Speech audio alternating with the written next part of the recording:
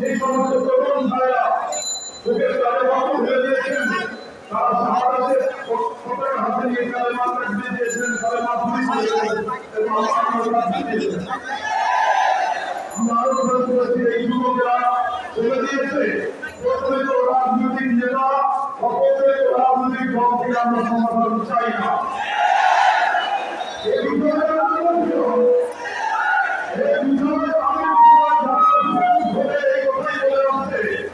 আমরা মাটির সৌন্দর্যবাদীদের অথবা এই সুন্দর সৌন্দর্যবাদীদের চাই না।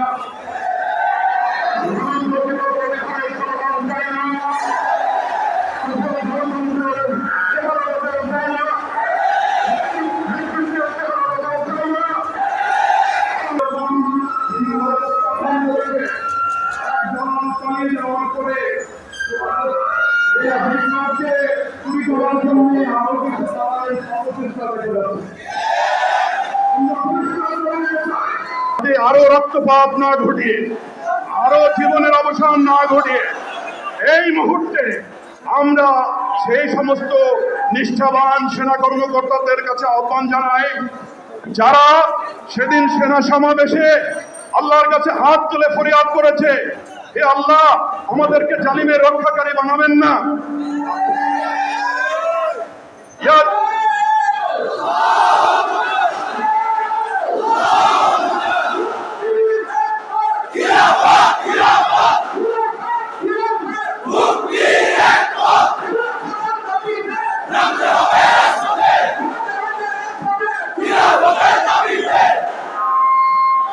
আমরা সেই নিষ্ঠাবান সেনা কর্মকর্তাদের উদ্দেশ্যে বলতে চাই, ইয়া আইয়ুহাল জুনুদুল মুসলিমিন, শুধু বাংলাদেশ নয়, সারা দুনিয়া থেকে জুলুমের অবসান ঘটানোর সুযোগ আপনাদের হাতে এসেছে।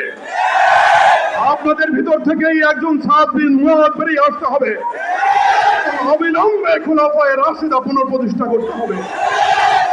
আপনাদের সঙ্গে পুরো বাংলার মুসলমানেরা রয়েছে, তাবৎ বিশ্বের মুসলমানেরা রয়েছে। মুসলমানের রক্ত, মুসলমানের জীবনের বিনিময়ে আমরা কুফর গণতন্ত্র চাই না। আমরা তাদেরকে শহীদের মর্যাদায় দেখতে চাই এবং তা কেবলমাত্র আল্লাহর দ্বীন প্রতিষ্ঠার মাধ্যমে সম্ভব।